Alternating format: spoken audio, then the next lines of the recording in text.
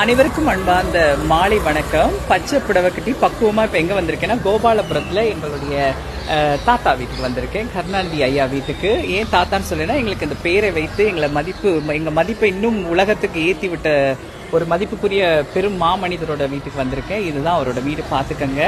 So உள்ளே போய் நான் பார்த்துட்டு வந்துட்டேன். அந்த வாய்ப்பு எனக்கு கிடைச்சது, அது வரைக்கும் எனக்கு சந்தோஷம். பட் இதில் எவ்வளோ பெரியவங்கலாம் வந்துட்டு போயிருப்பாங்க. அப்போ இன்னும் என்ன மாதிரி சிறியவர்களும் வந்து போகிறதுக்கு அவர் வழி வகுத்து கொடுத்துட்டு போயிருக்காரு.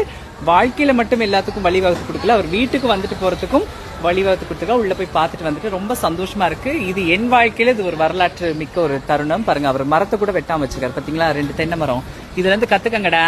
பாருங்க, அவரு மரத்தை கூட வெட்டாம அதுக்கு ஒரு ஓடு போட்டு அது உள்ள வளர விட்டுருக்காரு. அந்த மரத்தை கூட இவ்வளவு பேணி பாதுகாக்கிறாருன்னா அந்த மனம் தான் உண்டு, அது கண்டிப்பா தேவை. ஸோ அந்த மாதிரி மனம் உங்களுக்கும் தேவைப்படும். ஸோ அவர்கிட்ட இருந்து நிறைய நம்ம கத்துக்கலாம், இதையும் கற்றுக்கொள்வோம். நன்றி, வணக்கம்.